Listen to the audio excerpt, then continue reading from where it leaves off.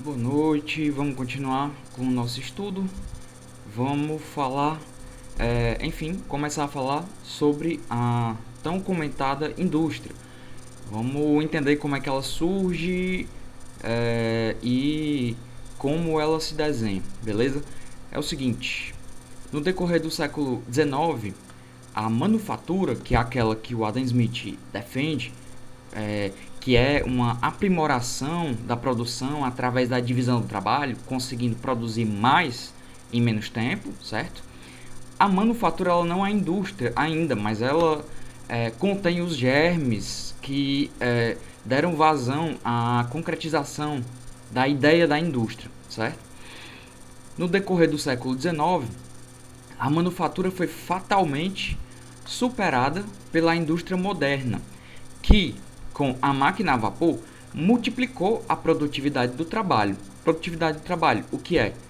É quantidade produzida dividido por tempo. Se você reduz o tempo, você multiplica a produtividade do trabalho. Ao revolucionar as máquinas ferramenta e reconfigurou, inclusive geograficamente, as relações econômicas, pois, mediante a acumulação primitiva, conquistaram o campo para a agricultura capitalista, incorporaram as terras ao capital e proporcionaram à indústria das cidades a oferta necessária de proletários sem direitos, certo? Outro ponto que é importante destacar aqui é a questão da máquina a vapor. A máquina a vapor foi aquilo que permitiu realmente revolucionar, como está dito aqui, as máquinas ferramentas, porque além da força do ser humano que trabalhava com essas máquinas, agora essas máquinas ganharam um impulso a mais, que era da força da máquina a vapor, que realmente multiplicou a produtividade do trabalho com essa força. Vamos lá. Nós falamos aqui que a indústria conquistou o campo para a agricultura capitalista, ou seja, o campo ele foi colonizado pela estrutura capitalista de poder. Então o campo ele foi submetido pela cidade, certo? E reconfigurou, inclusive geograficamente. Por quê? Porque na Inglaterra ocorreu um processo de expulsão dos agricultores das suas terras. Aquele agricultor que ainda vivia num modo de produção relativamente parecido com o modo de produção feudal, mas que tinha uma certa autonomia com relação à sua terra, certo? E que produzia tudo aqui, ou quase tudo aquilo de que ele precisava, e que ele só, quando algo que ele precisava ele não sabia produzir, ele ia às cidades trocar. Esse agricultor foi expulso e ele se tornou mão de obra barata para a indústria. Esse foi um dos fatores que permitiu à indústria prosperar tão rapidamente na Inglaterra. Isto ocorreu ao tornar-se necessário que as unidades produtivas, agora fábricas urbanas, se instalassem de maneira concentrada, acabando com a dispersão de manufaturas pequenas e médias e superando-as pela concorrência. Quer dizer, a grande indústria, a indústria moderna, ela supera a manufatura pela concorrência, ela é mais produtiva, portanto ela consegue produzir mais em menos tempo, ou seja, ela tem um custo de produção menor. Então, através da concorrência, a indústria moderna supera a manufatura. E é bem verdade que algumas manufaturas também se tornaram indústria, ok? Portanto, a manufatura supera a corporação de ofício e a manufatura é superada pela indústria moderna. A nova configuração econômica transformou o campo num centro produtor subordinado à indústria urbana. Ela expulsou pequenos e médios agricultores das terras onde trabalhavam, empurrou-os em direção às cidades em busca de sobrevivência, onde passaram a constituir força de trabalho barata capaz de baixar os custos da produção industrial, como já mencionado. No campo, se expandiram os cercamentos em favor da nova propriedade rural, que é maior e tem menos proprietários relativamente à anterior. O que é que acontece? O que acontece é que a indústria moderna, a grande indústria do século XIX, na Inglaterra, ela era produtora de tecidos, prioritariamente. E esse tecido era extraído da tosa do pelo, né, de ovelhas, por exemplo. Então, no lugar daquele campo que continha casas e unidades produtivas, onde as pessoas moravam e trabalhavam para si, agora isso se tornou um grande pasto de ovelhas, certo? Explicando de maneira bem superficial, foi isso que foi os cercamentos. O fenômeno dos cercamentos foi a expulsão desses camponeses, e aí precisamos mencionar que com bastante sangue uma história sangrenta, certo, de expulsão desses camponeses, com a mão pesada do Estado, certo, com apoio da mão pesada do Estado, para que esse processo se concretizasse no Reino Unido, certo, na Inglaterra, Reino Unido. É necessário frisar que a forte intervenção do Estado, no sentido de viabilizar as condições da industrialização, é um dos aspectos indispensáveis para tal transformação. O processo se dá desta maneira, sobretudo na Inglaterra. A obra de Marx, O Capital, concentra seus esforços na aparição e no desenvolvimento da indústria moderna na Europa Ocidental, caracterizando-se pela capacidade de produzir uma diversidade maior de mercadorias, ou seja, quando eu estou falando de mercadorias, eu estou falando de valores de uso, ou seja, valores de uso diversificados. Relativamente aos produtos agrícolas, a indústria se desenvolveu acumulando capital pela via da mais-valia relativa, na qual o valor da força de trabalho sofre uma desvalorização real, permitindo que parte do tempo de trabalho do operário seja apropriada pelo detentor do capital, que parte maior desse tempo seja apropriada pelo detentor do capital. Ok, existem algumas palavras aqui que precisam ser explicadas, certo? Vamos começar a caçar essas palavras. E alguns conceitos também. Por exemplo, quando eu digo que a indústria se caracteriza pela capacidade de produzir uma diversidade maior de mercadorias relativamente aos produtos agrícolas, eu estou querendo dizer que aquilo que se produz no campo não tem a capacidade de oferecer produtos diversificados. Se você produz laranja, o máximo que você pode produzir é um suco de laranja. Uma laranja um pouco mais doce, uma laranja um pouco mais azeda, e enfim, por aí vai. Né? A mesma coisa vale para o fenômeno dos animais que servem de comida. Né? Assim, você não tem muito o que inovar. E já se tratando da indústria têxtil, que é a principal aqui no exemplo que nós estamos analisando, você pode desenvolver calças, saias, jaquetas, você pode literalmente pintar e bordar com aquilo, utilizando toda a sua criatividade. E aí consiste em um dos fenômenos que tornam, certo? Dos fenômenos que tornam a indústria, do ponto de vista competitivo, e do ponto de vista econômico e do ponto de vista de riqueza, uma atividade superior à atividade rural. Eu não estou falando que a atividade rural não tem importância e que ela deve ser abandonada, até porque provém da atividade rural os alimentos, certo? E as matérias-primas. Então, assim, não pode ser abandonada, mas deve se olhar com um olhar crítico esses dois campos do mundo produtivo capitalista, beleza?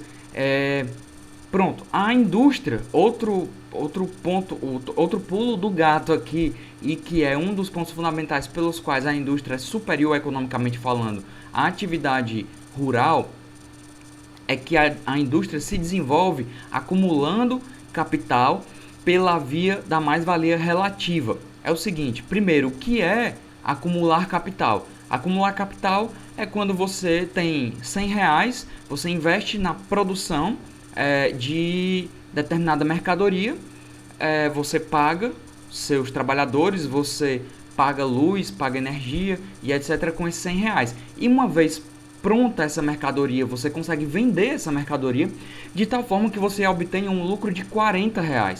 Então, no caso, você iniciou o processo com R$100 e agora você tem R$140 depois que você consegue vender tudo.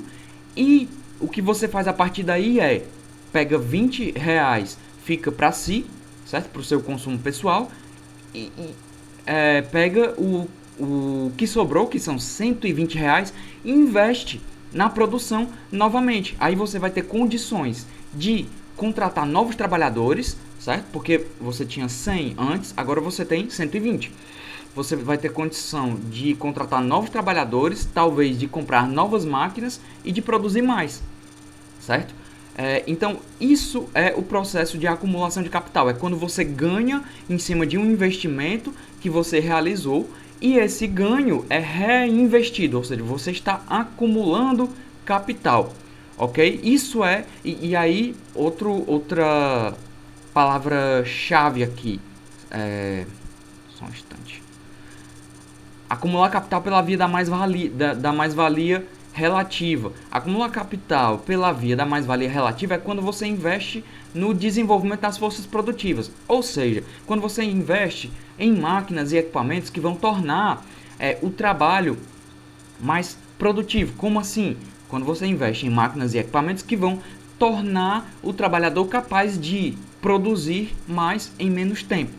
Ok? Quando isso acontece, você barateia o processo produtivo e, portanto, você barateia as mercadorias em si, certo? Ao baratear as mercadorias em si, você barateia a força de trabalho, ou seja, você tem condições de pagar menos aos trabalhadores, de tal forma que você paga menos aos seus trabalhadores devido ao barateamento das mercadorias e a sua taxa de lucro aumenta. Significa que aquilo que você investir, o seu lucro em cima daquilo que você investiu vai aumentar porque você paga menos aos trabalhadores, certo? Isso é por cima e a explicação da acumulação de capital pela via da mais-valia relativa, certo? Aqui não é aula de pensamento econômico marxista, mas eu preciso deixar esses conceitos mais ou menos cravados aí nas vossas mentes. Então, portanto, a força de trabalho sofre uma desvalorização real. O que é uma desvalorização real? Isso significa que antes você pagava 50, agora você pode pagar 20 para o trabalhador, é um exemplo hipotético, e o poder de compra do salário desse trabalhador não vai reduzir, entendeu? É basicamente isso, permitindo que parte maior do tempo de trabalho do operário seja apropriada pelo detentor do capital, certo? Por quê? Porque agora esse trabalho é mais produtivo e mesmo que se pague menos a esse trabalhador, o seu poder de compra se mantém. Deixa eu dar uma olhada aqui no tempo. Ok? Podemos avançar mais. Este processo pode ocorrer num quadro competitivo pelo desenvolvimento das forças produtivas,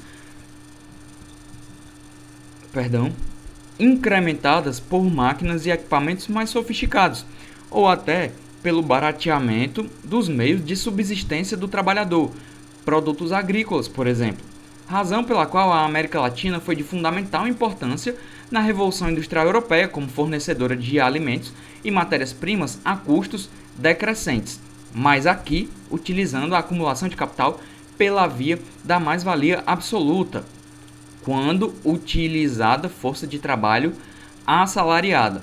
Bem, outro modo de realizar a acumulação de capital pela via da mais-valia relativa é quando você consegue baratear os produtos agrícolas que são consumidos pelos trabalhadores. Ou seja, quando você consegue de alguma forma baratear tudo aquilo que será consumido pelos trabalhadores, você consegue acumular capital pela via da mais-valia relativa. Beleza? E o que eu estou dizendo aqui é que, mesmo que nós tenhamos sido importantes para a Revolução Industrial da metade do século XIX da Europa Ocidental, nós, América Latina, tem um porém. Nós realizamos aqui a acumulação de capital pela via da mais-valia absoluta. A acumulação de capital pela via da mais-valia absoluta é quando, por exemplo, o tempo de trabalho de um operário ou de um camponês, enfim, de um empregado, é aumentado sem que ele receba, por isso, uma compensação salarial a mais. Ou quando a intensidade do trabalho como é que eu posso dizer, aumentada sem que, por isso, também ele receba uma compensação salarial a mais. Portanto, nós não estamos falando aqui do aumento da quantidade de mercadorias produzida pelo incremento de máquinas e equipamentos, mas pura e simplesmente pelo aumento do tempo, certo? Que a pessoa vai passar trabalhando, ou pelo aumento da intensidade que a pessoa vai gastar. Naturalmente, esse é um processo muito mais pesado para aquele que sofre do que o da mais-valia relativa. Eu não estou com isso dizendo que o processo de acumulação de capital pela via da mais-valia relativa que ocorreu na Europa Ocidental no século XIX não foi um processo brutal, ok? Não entraremos nas entrelinhas da questão, mas posso recomendar leituras para alguém que eventualmente se interesse por isso, certo? Mas ele é mais brutal ainda na América Latina porque ocorre pela via da mais-valia absoluta, certo? Vamos continuar. Na qual o principal mecanismo de apropriação de horas excedentes crescentes do trabalho por parte do proprietário dos meios de produção é o aumento da jornada de trabalho sem incremento de máquinas e ferramentas e sem compensação salarial equivalente, certo? E aí a gente tem uma frase do Marx que é muito clara e lúcida a esse respeito. Ele diz o seguinte: acelerar a acumulação mediante um desenvolvimento superior da capacidade produtiva do trabalho e acelerá-la por meio de uma maior exploração do trabalhador são dois procedimentos totalmente distintos, certo? Isso é uma frase do Marx que está no Capital, ok? Então isso fica bem evidente para a gente aqui, ok?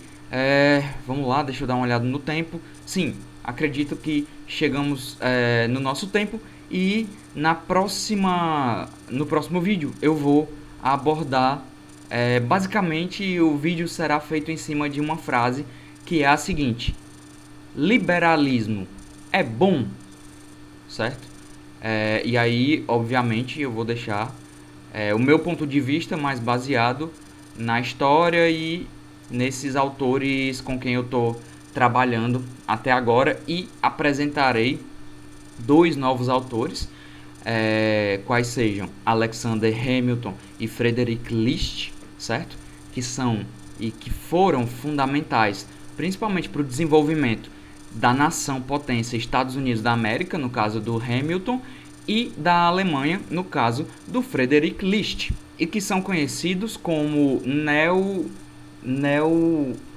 a palavra me escapou agora, neomercantilistas. E aí eu já aproveito e dou a deixa para vocês aqui de que quando alguém é chamado de neo alguma coisa, não necessariamente o pensamento dessa pessoa condiz com esse alguma coisa, certo? É isso que nós vamos entender no próximo vídeo, beleza? Valeu! Outra coisa, vou pedir novamente o like, certo? Comentem, compartilhem aí com quem vocês acharem que vai se interessar por esse tipo de tema. E é isso. Algo a mais eu ia dizer, mas me escapou. Beleza? Então é isso aí. Abraços e tenham uma boa noite, um bom dia, uma boa tarde, né? Porque vocês podem assistir a qualquer hora. Tchau, tchau.